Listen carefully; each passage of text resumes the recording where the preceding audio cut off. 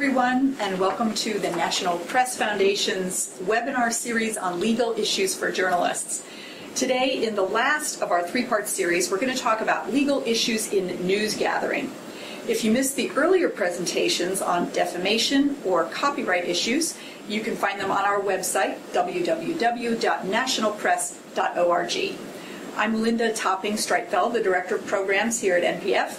For those of you who aren't familiar with us, we're a nonprofit based here in D.C. Our mission is to help journalists understand complex issues and do their jobs better. Today we're here again with Kevin Goldberg. He's a member at Fletcher, Heald & Hildreth. He's legal counsel to the American Society of News Editors and a national expert on First Amendment, copyright, and trademark issues. Kevin is a member of the National Freedom of Information Hall of Fame and a member of the Executive Committee of the Board of Directors of the National Press Foundation. He's going to run through some slides on today's topic, and then we'll take your questions. As you think of questions, type them into the chat panel, which you should find on the right side of your screen. I'll be monitoring those. We may take some questions as we go along. Otherwise, we'll get to them at the end, and we'll get to as many as we have time for. By tomorrow, we expect to have a link on our website to the recorded version of this webinar. So if you need to go back and check the slide, or if you want to share it with a friend, you'll be able to access it. Again, the website is www.nationalpress.org. And now we're ready to get started. Kevin? Thank you. So today, sadly, is the last, and although I think right now it's showing copyright for the web on one of the initial slides. Copyright was last month. We are doing news gathering issues, and I'm really glad to be here to finish this off, although it kind of is the beginning of the process for many of you, news gathering, and I think it's actually one of the most important issues occurring right now, as there tend to be arrests of journalists, detaining of journalists, harassment of journalists, even physical assaults on journalists that are covering various events around the country, primarily the Occupy events. And I know that most of those tend to be sort of winding down, but I did notice something today that two journalists are still going to have to go to trial, and I believe it's Oregon, over no, I'm sorry. This was in California, Northern California, over some events where they have been covering and may have been tangentially involved in Occupy protests. And we'll talk about that sort of fine line, I hope, at certain points today. It's certainly a question you can ask, and I know it's going to be something that will drive some conversation. So let's start today with the topic of news gathering, torts, and crimes, and what we'll be covering. The most important and perhaps the easiest thing to remember is simply that the press is subject to the same laws as any other citizens. There is, the First Amendment doesn't provide a defense to laws of general applicability. Another way to put this is, don't go breaking into someone's house and then when the police show up, wave a credential and say, it's cool, I'm the media, I'm allowed to be here because the First Amendment wants me to be investigating this story. It doesn't work that way. We'll see in other ways, other cases that have said, you can't break a promise, you can't break a contract. There is no exemption that says just because you're a member of the media, the First Amendment notwithstanding, that you get to break laws. What we're going to see is that this comes up in many different ways that will affect you. What you're going to find is that as you're entering a space, the key question is whether there is a reasonable expectation of privacy for someone in that space. That you're, or whether you have any right to be there. I'm again apologizing. There we go. Intrusion into seclusion is the invasion into someone's reasonable expectation of privacy via the crossing of some kind of line. Usually it is a physical line, whether you are invading a space that you are not to be allowed in, as I said before, the breaking and entering, or whether there's some kind of mechanical invasion, you are hacking into a voicemail message or a telephone, an email account, or whether you've engaged in some sort of fraud to get yourself into a space. You haven't actually broken in, but you're gaining access into a place that you otherwise wouldn't be allowed to enter. So starting with the first, the reasonable expectation of privacy isn't always easy to define. I mean, in some instances we know exactly what it is. In some instances it is, like we said, the threshold of a house. You know that if you can't, aren't the owner of that house, you can't enter. You know very well on the other side that if you are in public and watching something that is going on in public, you generally have a right to view and even photograph or tape anything that goes on there without feeling as though you're invading someone's privacy. There is no reasonable expectation of privacy in public. And as I said, there is generally a reasonable expectation of privacy that someone holds in their own home. Even if you haven't entered that home, you could break that reasonable expectation of privacy.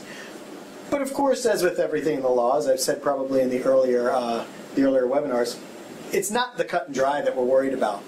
It's the gray areas. How do we determine those gray areas? What if it's an office like the National Press Foundation where, okay, or let me put it this way, an office space that you could just walk into. Or better yet, an office space like the National Press Foundation where you have to actually ring a bell and be allowed to enter. What if it's a place where there's actually, the members of the public don't freely come and go, like a doctor's office? These are the areas that people, of course, want to generally gain entry into and often cannot gain entry into. So there are different ways that the expectation of privacy might be defined, and that might give you, every case is going to stand on its own merits, but might give you an opportunity to determine, okay, maybe I should stop, think, and wonder if I could take that next step. And again, that's usually what I've been trying to do over this series of webinars, isn't to actually teach you, isn't to give you the answer, but as I've said before, scare the living daylights out of you so you pause for just 1 second before getting yourself in trouble. So some of the statutory definitions of privacy may occur through state or federal laws. I mean, all a law or legislation is an agreed upon standard, where we say everybody understands this is a problem. Therefore, we can just define it in a broad sweep of legislation. And some of those, or the main areas in which these exist, are examples of the Electronic Privacy Communications Act, which is a federal law that basically says you cannot hack into an email account. And there are also state laws that define certain, again, agreed upon areas, probably things that you would understand you cannot go into and have unfettered access to. A restroom, a school, a dressing room in a department store. Telephone conversations. You shouldn't have access to other people's telephone conversations. And finally, there are certain laws which define crime scenes or other interactions with police officers that we'll talk about. Some of those are falling a little out of favor, especially amongst courts, that when someone is arrested under this law, that the court has said, okay, we understand that there's a consensus on this, but that consensus runs afoul of the First Amendment, therefore this restriction has to go. The first area that I think is probably the most important to talk about, because it's one that comes up very often, is telephone conversations. Taping of telephone conversations is something that I think is actually necessary, very necessary.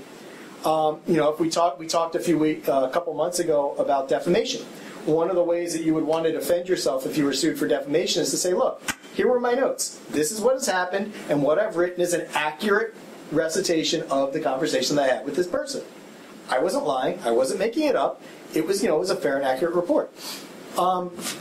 However, for privacy reasons, of course, there are limitations on when you could exactly tape. I mean, I'll tell you one thing: is as a source, I don't mind being taped at all. When a reporter calls me, I actually prefer it.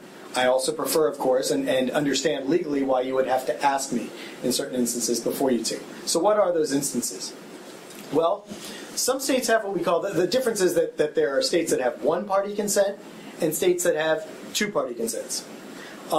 In states that have one-party consent, only one person on the call.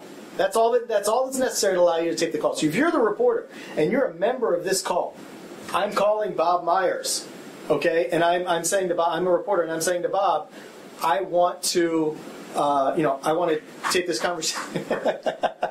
We promised to name check Bob at least once during every webinar. and so let's say I would rather, again, since I'm a source, I'd rather have the reporter say to me, I'm taping this conversation. But in a one-party state, if the reporter is on the other end of the call, not necessary. More importantly, if you are not a member of the call, let's say I am an investigative reporter and I'm putting someone up to calling Bob, and I'm in a state with one-party consent, then I have to get the permission of either Bob or the reporter, or the other party that I'm working with to take the call. And as you see, the fines, for violating, or the penalties for violating this are pretty severe. So it's probably worthwhile, certainly worthwhile, to get that one-party consent where possible. Other states, including Maryland, have a two-party consent requirement, which says that both persons actually have to be a member. Whether you're the reporter and you must then talk to your source and say, I want your consent to tape this conversation, and hopefully they give it, or whether you're listening in on a conversation between two others. And maybe there should be a better term nowadays, all-party consent must be given before you can record. And you see the penalties are equally severe. I'll give a recommendation to go to the free service or the free publication available online from the Reporters Committee for Freedom of the Press called Can We Tape that gives you a list of state-by-state requirements. Better question, though, is what happens if you are in a state, if you're in one state and you're calling into another, or you're not sure where your source is. Any guess, Linda, as to what I'm going to say? I would guess the call generating state, but I don't know the answer.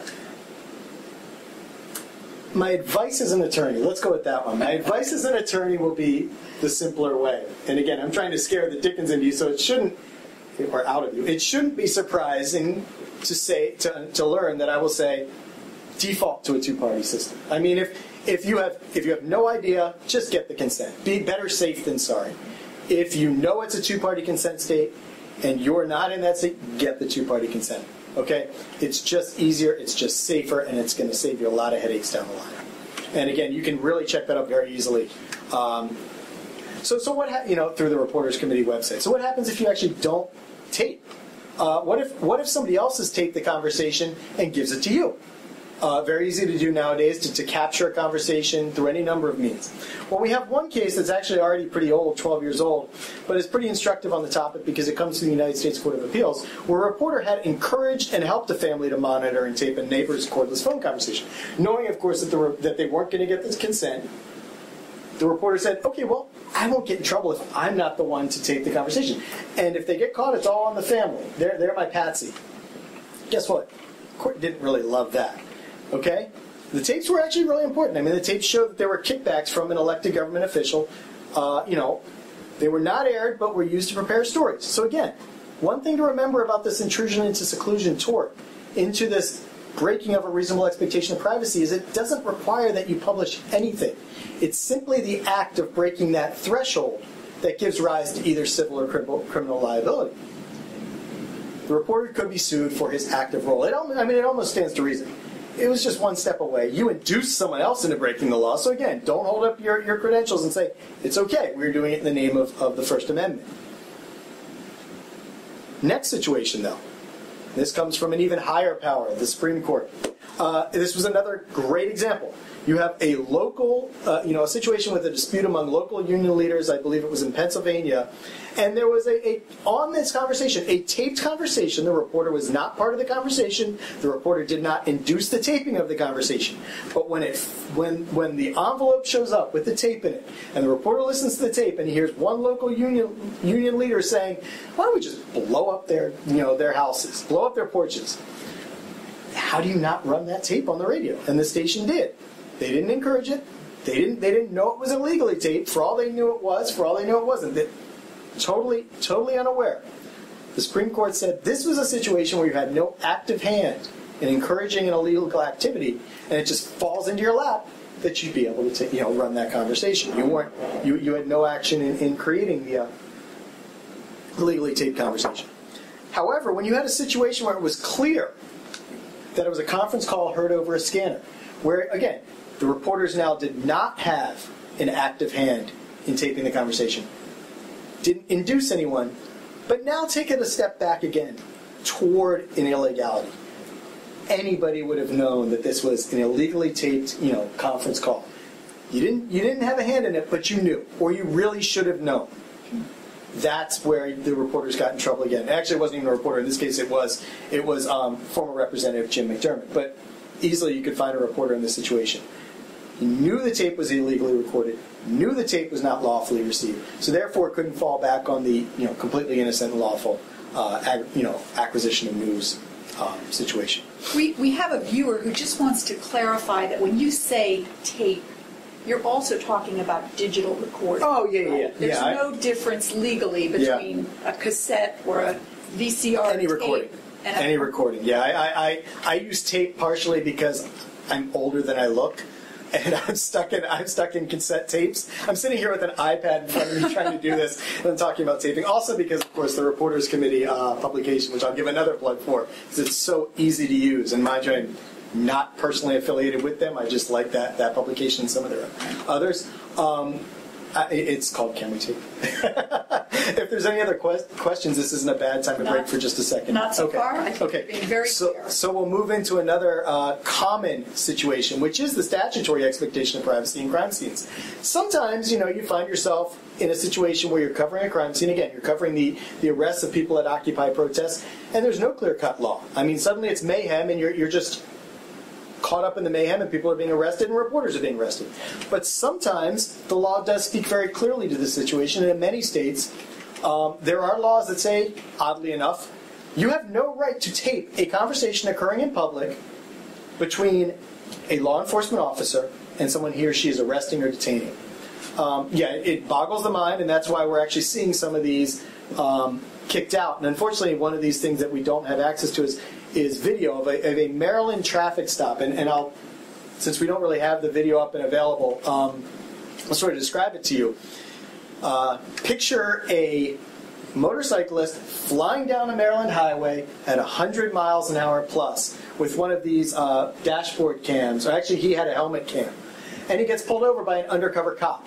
And the video is actually useful in this one because the cop comes flying out of his unmarked car, back at the motorcyclist on the shoulder of the road, gun drawn, and again, unmarked car, unmarked police officer, not non-uniformed police officer. So what you have is someone flying out of a car that has a siren on it, but coming at you with a gun. And I think it's very instructive to have this video in existence to show how police in the state of Maryland engage in traffic stops. And you look at it, and it's a very, pun intended, arresting video to watch. It also, when the motorcyclist posted it to YouTube, he was the one that was charged with a crime for violating a Maryland statute. Most of us would say, well, this is exactly what we want. We want actual oversight of law enforcement officials. But no, Maryland had this law, and in the end, the Maryland Attorney General decided not to actually bring charges. But we have an Illinois statute as well that has been now disfavored. As you see on the screen, it's a statute that makes it a felony to use a device to audio record or overhear a conversation without consent of all parties involved. And in this instance, a man was facing 75 years in prison for recording his encounters with police officers and judges that he claimed were harassing him. So he felt it was useless at this point to go to law enforcement. They're officers of the public. They have a certain degree of power over him, given that they can arrest him and throw him in jail. But he, so he felt his only recourse was to catch these people in the act. That was the only way to make himself and members of the public safer. Gee, were I, especially the reporters in the, following here, it seems pretty obvious that this is something we want people to be able to do. The state of Illinois feels otherwise. While his case is still working its way through the court system, we've had at least two other courts or at least two other judges that have opined on the constitutionality of the statute and said this kind of statute is completely unconstitutional. So hopefully we are seeing the statutory authority, the broad sweeping statement that you simply cannot, and I'm sorry, there was one more here out of the First Circuit up in Boston, which also said that this kind of filming of law enforcement officials engaging in ostensibly public safety activities, this kind of filming must be allowed to occur. So hopefully we're seeing the broad, sweeping prohibitions on this type of activity being thrown by the wayside in favor of what we'll talk about in a couple minutes, more of a case-by-case basis where it may not help you when you're in a situation knowing exactly when you can or cannot tape something, when you can or cannot set foot in a certain area.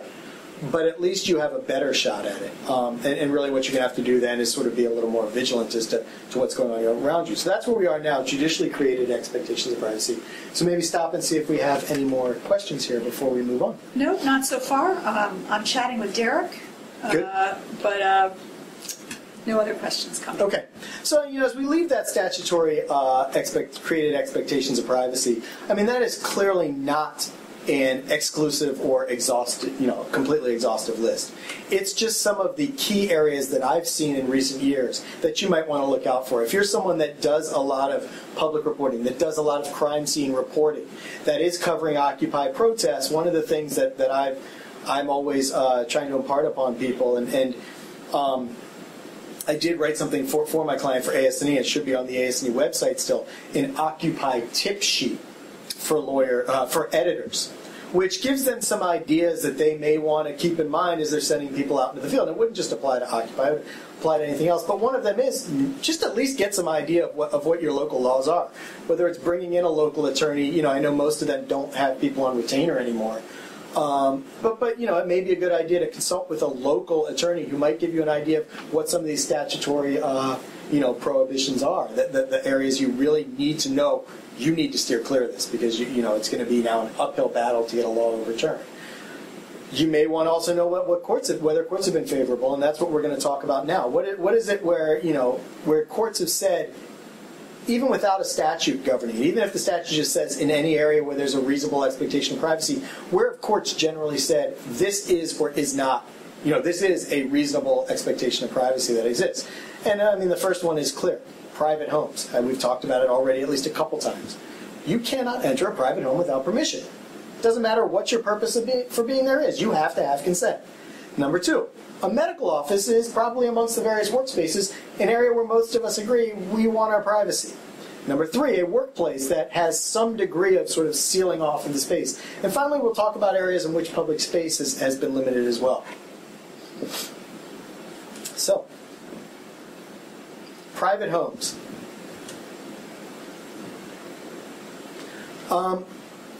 As I said, of course, a reporter can't just break into a home and start looking around and snooping around. But what about the situation where you're not really in the home? Does the privacy idea extend to the outside of the home? What happens if the doors are open, the windows are open? What happens if someone comes out to the door to open the door? Do they give up their expectation of privacy the second they open the door? I'm going to start telling you things that aren't going to help you, but might get you, again, perhaps try to scare you. It's obviously not cut and dried. Otherwise, we would see laws that are very clear on this, and we would see court cases that are 100% clear on this. It's going to be very situational, and one of those situations is, what does the person know when they come to talk to you? If you're a reporter, you knock on a door, would you, as a person, if you put yourself in their shoes, would you expect that they've given up every right of privacy? And the first case involved a conversation with a flight attendant on that flight where O.J. Simpson flew to Chicago and then back to L.A. to try to give himself an alibi after he killed those two people. He was not convicted. Come on. I just want to make that clear. And the National Press Foundation is not convicting O.J. And I'm not either. It's a bit of hyperbole, but but he was not convicted. He was found civilly liable, however. Yes. So one of the big stories was that flight, and a reporter found one of the flight attendants on one of those two flights, and went to the house to interview him. Very enterprising. Taped it. Secretly taped it. So the question here is, are they, is it a public conversation where the flight attendant, knowing she was now outside of her house, knew that she had given up a degree of privacy, because she was basically speaking to someone in public and knew exactly who she was speaking to? Or did she have some degree of privacy? And again, here she knew she was talking to a reporter. She knew exactly what the circumstances were. She may not have known it was being taped, but she knew she was outside of her house. She had come out of her house to talk to a reporter, knowing that this was ostensibly on the record. So the fact that he taped it was not going a step too far. Contrast that, however, with the next case here that's going to come up.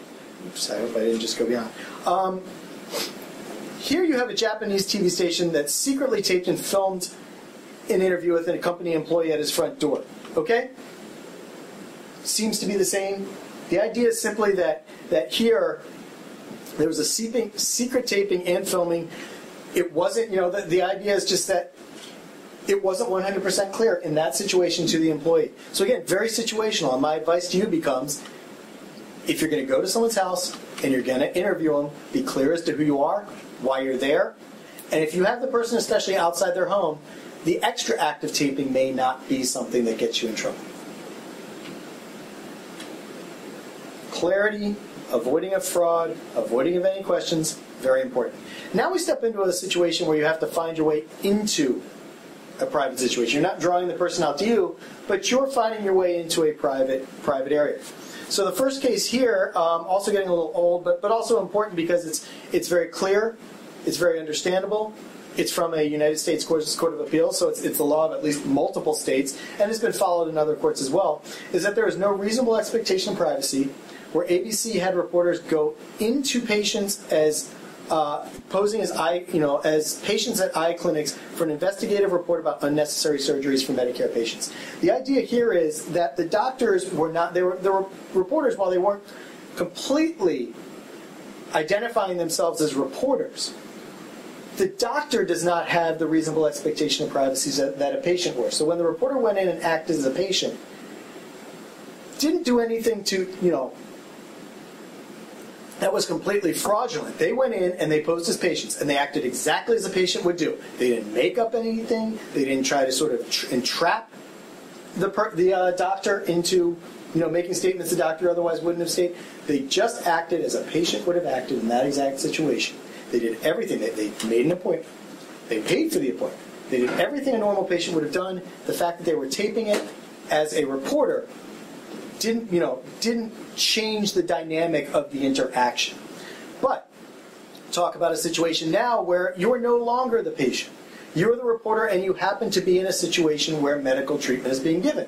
Of course, now you are invading someone's right of privacy because you normally would not have access to that situation. What makes this case, Shulman versus Group W Productions, so interesting is it was a quasi-public situation. The treatment in question was occurring at the scene of a car accident. It was one of these sort of real-life stories of the trauma, highway trauma, ER patrol type shows, a reality television show. Early on, as you can see, from 1998, before reality TV had become really big. So we have a woman being treated after a car accident, and she's basically in a stupor. And she's giving personal information. She may not even understand what information she's giving to the doctors. She certainly isn't aware that someone is taping it there. And when it's taped and put on the air, the woman sues. And the defense here from Group W Productions was this is all in public. First, it happened outside in a situation that anyone could have walked by and overheard the conversation. And then it occurred in a medical helicopter, which was not, exactly a treatment room. It wasn't a hospital. It wasn't a doctor's office. The court said, no. There's clearly medical treatment being given here. You need to understand, again, put yourself in the position of the person you are filming. They haven't given consent. They may not have the ability to give consent. And for all intents and purposes, you need to understand that this really is a situation where you would want your privacy. I mean, it's just because it's not a formal doctor's office, you haven't made an appointment, and you're not in there in privacy situation. It was clearly a treatment area that should have been considered equivalent to a doctor's office. Now, the workplace. ABC seems to be involved in a lot of these, and especially they're being sued in California, of course, because that's primarily where they're operating out of. So here you have a reporter that gets a job as a psychic, where they are now hired into a room where they give readings to customers in a 1-900 situation while working in a large room with a lot of cubicles. So the reporter is just in this huge room, and is wearing I think it was a hat cam and an undercover mic. Facilities completely unlocked during business hours, but of course only employees were supposed to be there. So the reporter engaged, as I said, using a hat cam with a small camera and a microphone to engage in conversation with other telepsychics to show, well, this isn't exactly we're not really psychics. We're just a bunch of people in a room telling people what they want to hear. The Supreme Court allowed the suit for invasion of privacy to go forward. On the people bringing the suit were the other quote-unquote telepsychics working with this person. And here's what's interesting is that the California Supreme Court, again, limited to California, but since I tend to like bright line tests because they're going to help you out in any way, what I like about this case and the reason I come back to it is they give you at least an idea of things you need to think about. Okay? Did one of these other employees' expectation of privacy exist? And you have to look at how many people might have been able to view the interaction. Who was the claimed intruder, and just how egregious was their intrusion? And in this case, the court said we have to be able to go forward and answer these types of questions. Okay, but this is what we need to look at. Just how many other people were there, and how public was the situation? Okay, who was the person that came in, and did they hold themselves out in a truthful manner? And 3, just how egregious was it? I mean, were they at least somewhat open that they were engaged in an interview? Or in this case, it was completely undercover. And so they let the case go forward, to the jury on those issues, whether the jury felt that the other employees' expectations of privacy were violated. Now, Food Lion is a fascinating case, probably well known. And it's fascinating for a couple of reasons. Number one, it was a very good public interest story. Number two, the end message is the media still committed a violation. If you're not familiar with it, ABC, again, used 2 reporters who used false resumes. Very important here. False resumes to get jobs at a Food Lion supermarket, secretly videotaping unwholesome food handling practices. If you're not familiar with what was going on, and again, it's a very interesting public interest story. I mean, they found out that employees at Food Lion in the meat department, and they were basically taking older meats, trimming off the edges as it went bad, and selling it out as steak. Or grinding it up so you couldn't see that it was going bad and selling that as hamburger now. Or bleaching fish that was slightly turning green. It's a wonder I'm a vegetarian, isn't it? This wasn't the reason, but it's stories like this that make me feel a lot better to remember that I am. And so Food Lion gets sued on a number of counts. Fraud, breach of duty of loyalty, trespass, and unfair trade practices. What's missing? Well, there's no charge for defamation. Because it was again, all true. Right. All important. Fraud, breach of duty of loyalty, trespass, unfair trade practices. The jury, jury awards, finds a violation of, by ABC. Food Lion wins $1,402 in compensatory damages and punitive damages in the amount of $5 million. Any idea? I hate to put you on the spot again. You're the only person sitting next to me. Any idea where the $1,402 comes from? No idea. It's the salary these people made during their 2 weeks working at Food Lion. They had to get back their salaries, exactly, because they lied to get that salary. I hope they were still paid by ABC. Yes, I would assume they were. But what's even more important, again, the takeaway from the case is that when ABC appeals the case to the United States Court of Appeals for the Fourth Circuit says, yes, they still have to give back that money because they committed fraud. They lied about who they were. They gained access to a clearly defined area that was off limits to the public. Okay? And they, again, just like the previous case, they had no legal access to there, and that was a reasonable expectation of privacy. The $5 million in punitive damages was taken away because, of course, it was a public interest story. But that's not going to get you completely off the hook. Again, publication has no relevance to whether you've created an intrusion into someone's seclusion or violated someone's privacy. So now we move into the last part of this, public spaces. And again, this is one that I know has been interesting in recent areas. Well, generally, or recent times, generally there is almost an unfettered right to see, report, tape, digitally record, videotape, things you see in public. There are still limitations. One of those is you can't engage in behavior that might be construed as harassing. Some of you may be old enough, I'm certainly not, but some of you may be old enough to remember the paparazzi, one of the early paparazzi photographers in the U.S., Ron Galella, who seemed to have a crazy fascination / stalkerish obsession with Jackie Onassis and her 2 kids, especially when they were living in New York in the late 60s and early 70s. And it got so bad, as you see, that he jumps in front of John Jr. as he's riding his bike through Central Park, almost causing the kid to crash on his bike. And so the court says, and he's saying, well, I'm in public. These are public spaces. I can follow this family. I can do anything I want. And the court says, of course you can't do that. Now, there are limits, and one of those limits is you can't do anything that would reasonably be foreseen to harass, alarm, or frighten the defender. Now, the defendant, those are, I'm sorry, you shouldn't say defendant, it should say the subject. Those are still pretty, vague terms. But the court here was able to justify its limitation and therefore stay consistent with the First Amendment by saying, here's where we think the danger area is. 25 feet away is not going to present a physical danger, and it will still allow you to do your job. I can't say it's going to be 25 feet in every situation, but it was here.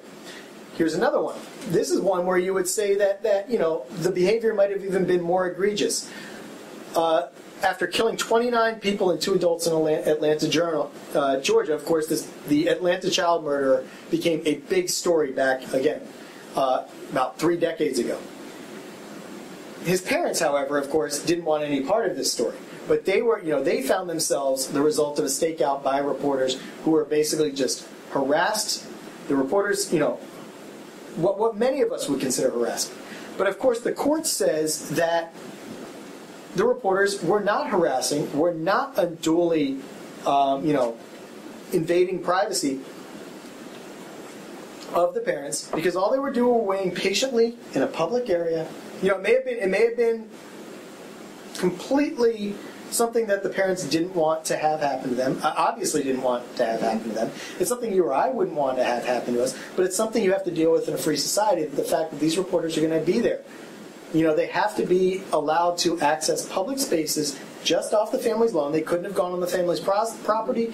They couldn't have blocked the family from coming out of their home. But if the family has to encounter them as they're coming and going, that does not violate the First Amendment. So again, public spaces, respect for the ability of the person to move freely, but still balancing that with the right to actually get the story. Okay, crime scenes. This is a really interesting one because crime scenes are things that people want to cover. And crime scenes are things that people need to cover. And crime scenes are things that will get attention and things that often do have some controversy. Of course, there are also places where it may be dangerous, there's a lot of commotion, and therefore there's a broader right of the police. Now, we're not talking about a situation that's just public anymore. We're talking about a situation where there are legitimate safety concerns for the law enforcement officials that they need to uphold. There are legitimate law enforcement concerns that you don't tamper with evidence. Certainly not. Obviously, none of you are going to do this willingly, but indirectly, unconsciously, you do something, and that's a legitimate concern for law enforcement. More importantly, you often have a very defined area, and that's what was going on in California versus Ray Chavez. At first glance, this seems like something anybody should be allowed to cover. There is, and I've been right here, there is a traffic jam, a car crash creating a traffic jam on I-880 in the East Bay of California. All right? Nobody's moving. Photographer, credentialed photographer in his car, sees the crash, knows they're not going anywhere, gets out of the car to take pictures. Hey, might as well make use of my time, right? Okay? Police come up, emergency vehicles are streaming by, so now he really wants to, be a part of this. Told to go back to his car, he complies, but then he gets out as emergency personnel arrive, takes one last photo. Police say, nope, we told you. Cannot get out of your car, gets him arrested. He fights this in court. And the California court rules against him, saying he has no right to impede traffic to take photos, whether he's a member of the press or not. And of course, his argument is, I wasn't impeding traffic at all. I mean, traffic was at a complete standstill. Again, think for a second about the actual situation. The actual situation was that he was on a public highway. Okay? How many of you, raise your hand if you've ever just stopped your car and gotten out on a public highway? My hand is going down now. Okay? There are reasons that there are actual signs, which none of us pay attention to either, on the side of that highway that say emergency stopping only. The idea is no, nobody is allowed to get out and stop their car on a public highway, get out and walk around that highway, news or not. So, I mean, the court upheld the arrest here of this photographer. In Ray Maui Time is another video I would have liked to have shown, and this is a video involving the publisher, editor, and main reporter of the alternative news media publication in Maui, Tommy Russo, who was covering an arrest involving Dog the Bounty Hunter, the famed reality show Bounty Hunter, where he's now being, what's happening now is he's following them, they turn on him, and he starts filming what happens as these folks are harassing him to turn off his camera. Totally public space, and an example of how, it becomes so easy to just pull out a camera, and people don't like that. And whether it's Dog the Bounty Hunter or cops that, in this case, then stepped in and started to tell him to turn off the camera. And he's saying, I mean, on the video, if you can see it, you could go to YouTube and just put in Maui Time Dog the Bounty Hunter, you'll be able to see the video. Or go to the Maui Time site and do a search, because I know Tommy had this up there himself, and to my knowledge, he didn't take it down because Tommy ain't the type of guy to take it down. He's perfectly happy to let people know that he was doing the right thing and was being harassed for it by both dogs, people, and the cops who were backing up Dog the Bounty Hunter. And the idea here is, you pull out a camera, you start to film it, things change. Okay, he was in the right. You are in this. There was no Hawaii law saying you couldn't film this situation. But as the opportunities arise, we're still continuing to define the boundaries of this, and the police just don't like to be filmed. So the idea here is make sure you, or if you're an editor, your people are, again, trained in the laws before they go out in public. At least a brief understanding as to what local statutes say. Again, in Maryland, there was a clear statute that said you're not supposed to be filming police interaction. Maybe, it may be repealed now, but at the time it existed. Okay, stay on public property and understand that the confines of public property can change. Okay? Most importantly, whether you're in the right or the wrong, and these are all things that I've put forth in my AS&E Occupy tip sheet for editors, and there are things that will occur in an Occupy coverage of an Occupy tape situation. Follow police orders and be respectful.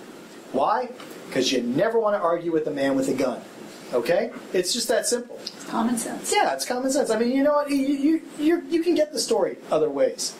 You don't have to give up your life in pursuit of a story. Respectful, yes sir, no sir. I'm not saying you have to turn and just run off. Backing away, yes sir, no sir, you're still doing your reported thing, you're observing. Maybe you've turned the camera off, but you're observing, okay? Respectfully backing away. Try to get as much in as you can, but don't be unnecessarily antagonistic.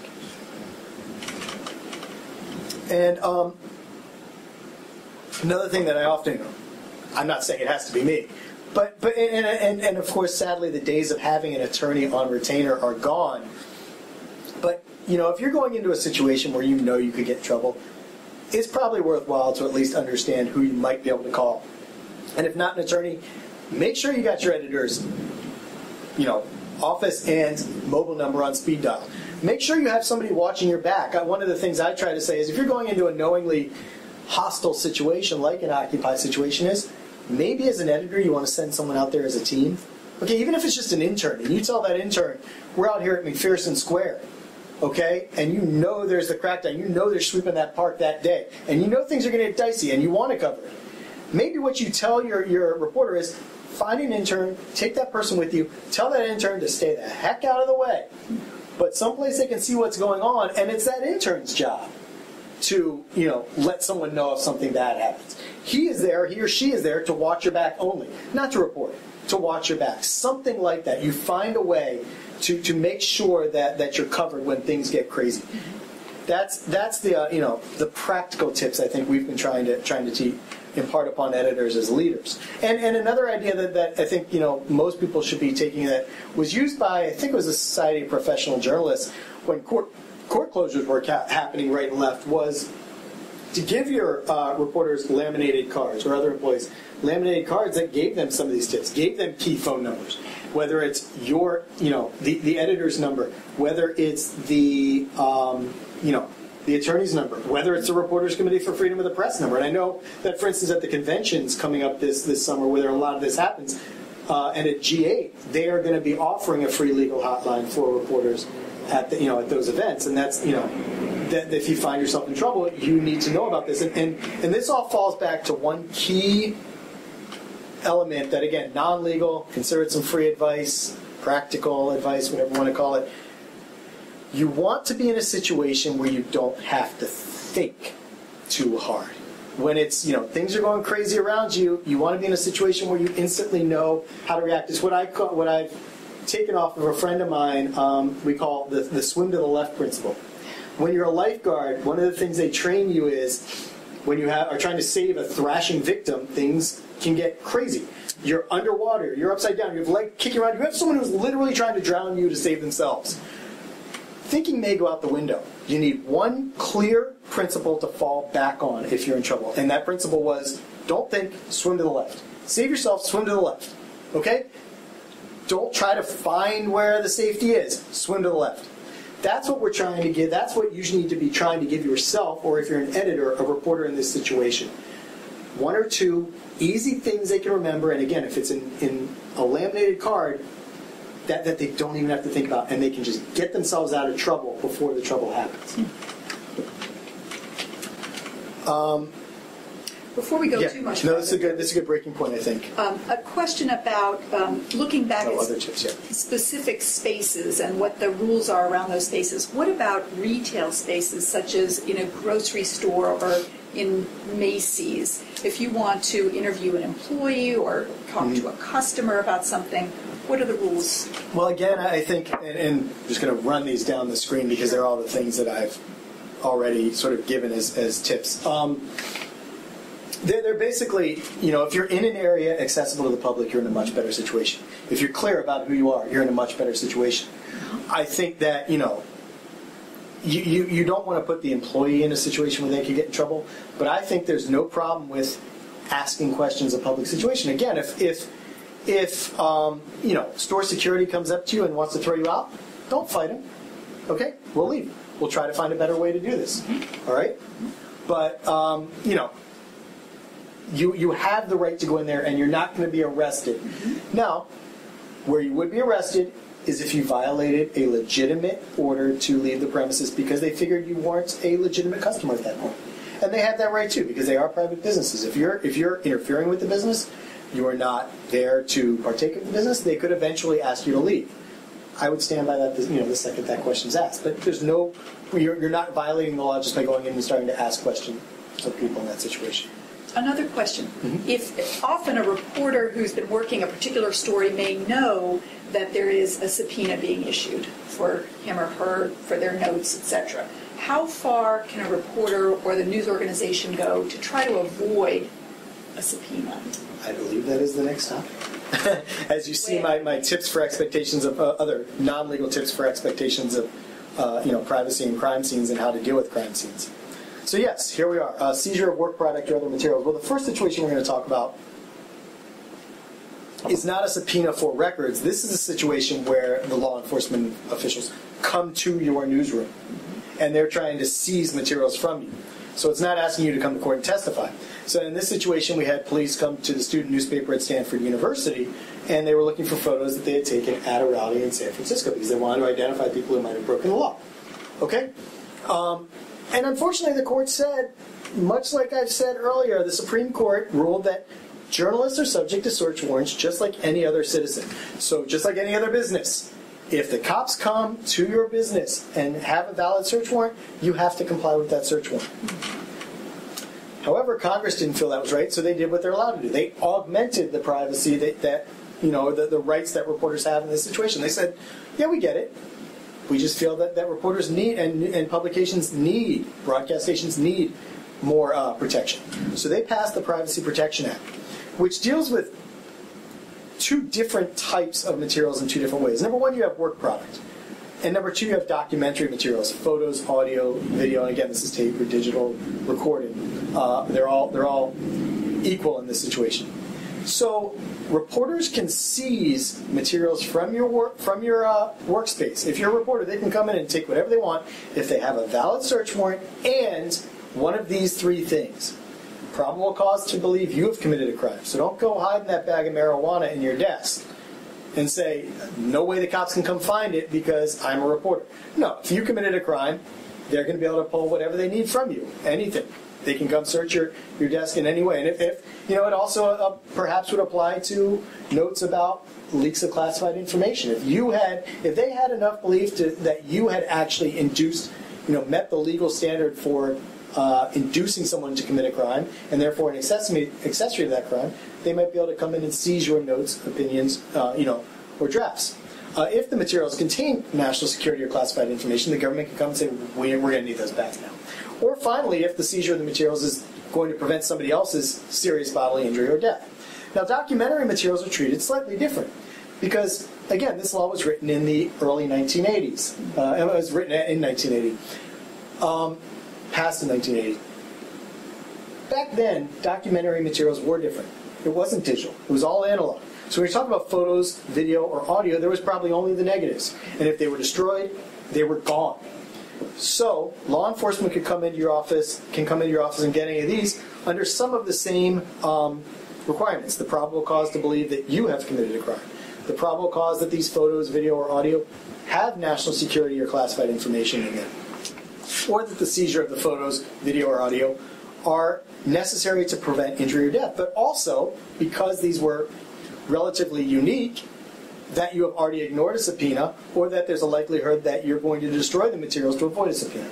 Again, if these are gone, and the picture is worth 1,000 words, everything is gone. There's no way to recreate what you had in that photo. So back at the time the law was passed, there was a heightened reason to gain access to these types of materials.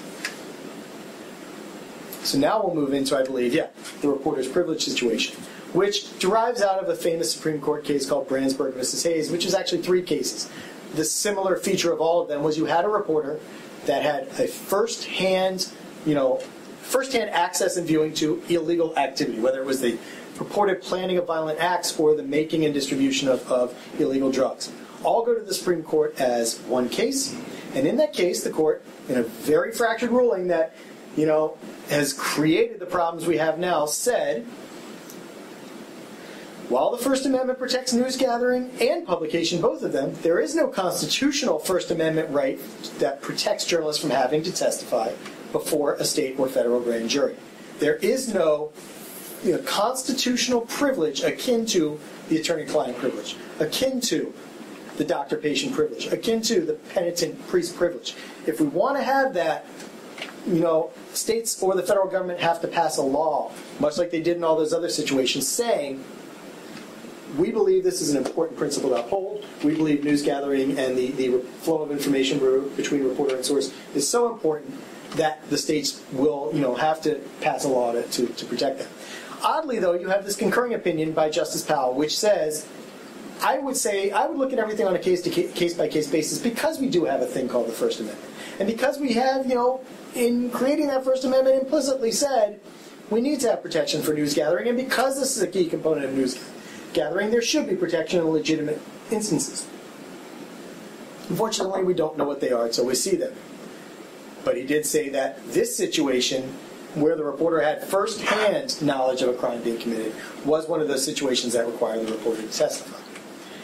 Then you have the dissent. And the dissent, because we'd all agree they were bright and they made their case very well, kind of carried the day for a while. And the dissent was Justice Potter Stewart saying, yeah, of course there's a valid role of, for protecting a source and a role of confidentiality. And therefore, the court, the government should only be able to force, or a court should only be able to force a reporter to testify if 3 separate factors exist. 1, the journalist has information that is clearly relevant to a specific violation of law. 2, there is a compelling and overriding interest in the information. It's not just something tangential to the case. It's something central or essential to the case. The case turns on it, whether criminal or civil. The resolution of the case requires that we know what the reporter knew. And finally, all other sources for the information have been exhausted. And again, for years, this sort of carried the day, especially at the federal level. Not where we stand now, of course.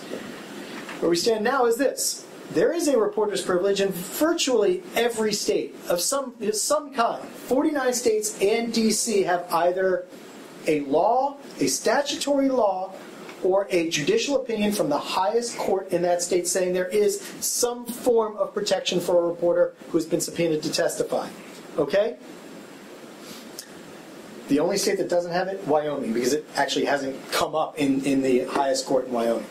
But at the federal level, around 2003, most of the federal courts started saying, wait a second, I don't understand why everybody's, so many federal appellate courts up until that point were finding, and district courts were finding some protection for a reporter along the lines of that 3-part test.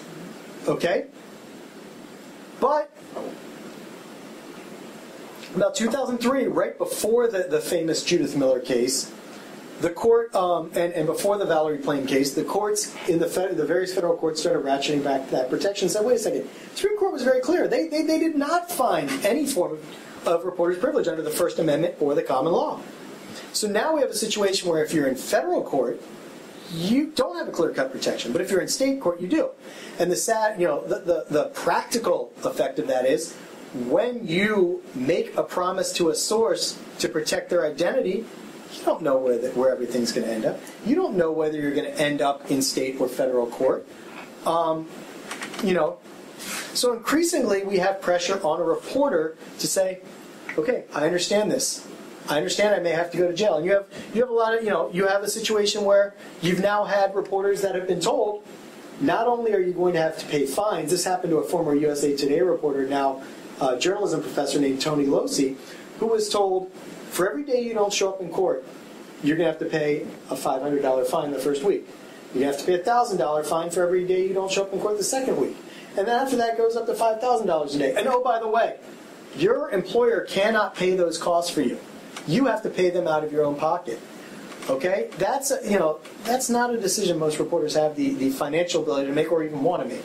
That's really standing on principle there. And you have to understand that given this dichotomy between the states which have some form of protection, about 12 of them have absolute privileges that would say you never have to testify, and some states that have more qualified privileges which say you sometimes would have to, but at least give you something. And the federal situation, it's all dependent though on where you're being subpoenaed to show up, and you don't know where that's going to be.